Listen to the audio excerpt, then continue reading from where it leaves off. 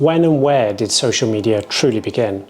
We could say it started with MySpace, or maybe through the early forums or AOL chat rooms. But for many of us, the journey really began the day we set up our Facebook accounts.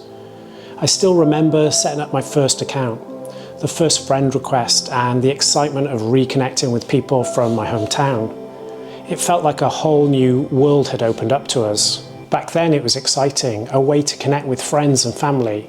Most of us were in school or university at the time, and Facebook wasn't just a platform, it was cool. It allowed us to keep in touch even as we grew up, moved cities or even countries.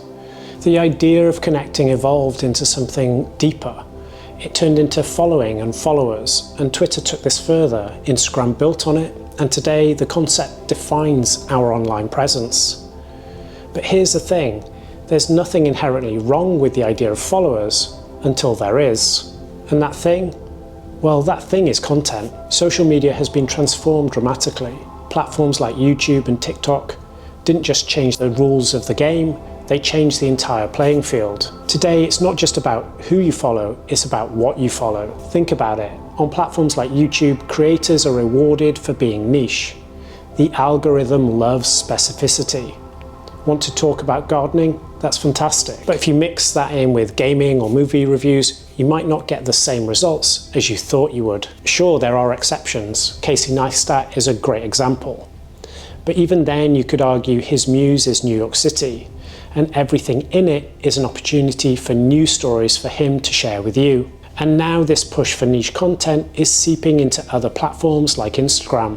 So this raises an important question.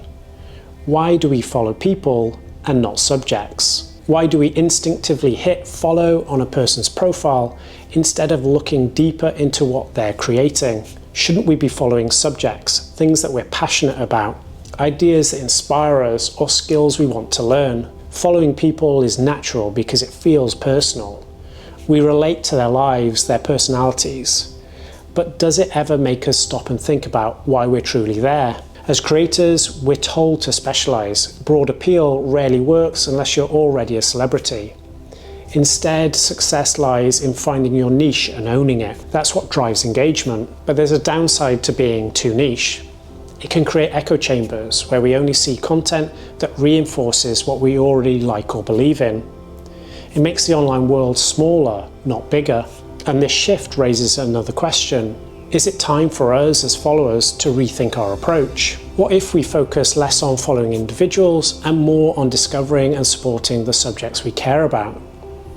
Imagine an internet where your feed isn't tied to influencers but to ideas, where your inspiration comes from expertise rather than personality. In 2023, a study found that over 70% of Gen Z follow influencers more for their content than their actual personality. This suggests the tide might already be turning. So when you're scrolling through your feed, do you feel like you're learning or just consuming?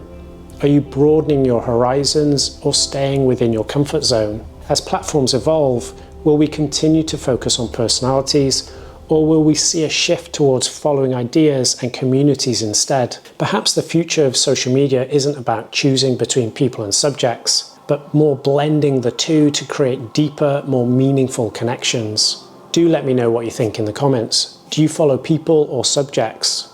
And how do you think this will shape social media in the future? Thanks for watching. Don't forget to like and subscribe. We post videos and shorts nearly every week about design, trends and digital.